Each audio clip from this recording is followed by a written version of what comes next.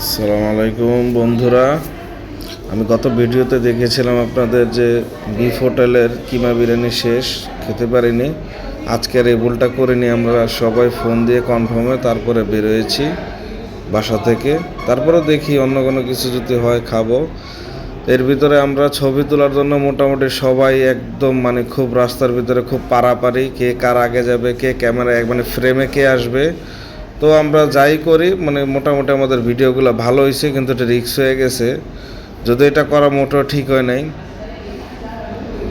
আমরা এখন আস্তে আস্তে ইসিবির দিকে যাচ্ছি। ইসিবি রেডিসন হোটেল হয়ে ইসিবি দিয়ে তারপরে মিরপুরের দিকে যাব।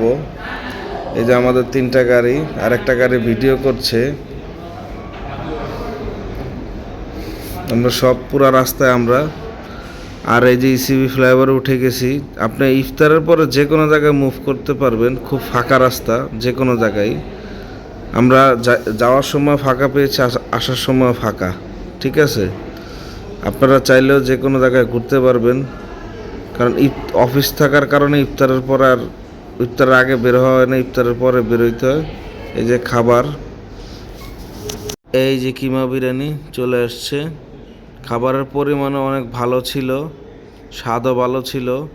আমরা এর জন্য একসাথে 7 জন খেয়ে নিলাম। আসলাম কেবাব এক্সপ্রেসে মিরপুর, এখানেও আসলাম কিছু একটা খাওয়ার জন্য।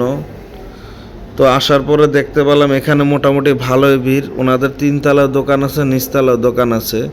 এই সাইডটা সবসময় ভিড়ই থাকে, আমি যেটা দেখলাম।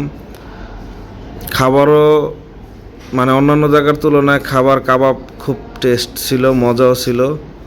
অল্প সময়ের মধ্যে ওনারা আমাদের পাক করে দিছে। আপনারা চাইলে আপনারা এখানে আসতে পারেন। এই যে দেখুন, খুব সুন্দর পরিবেশটাও সুন্দর, সস থেকে শুরু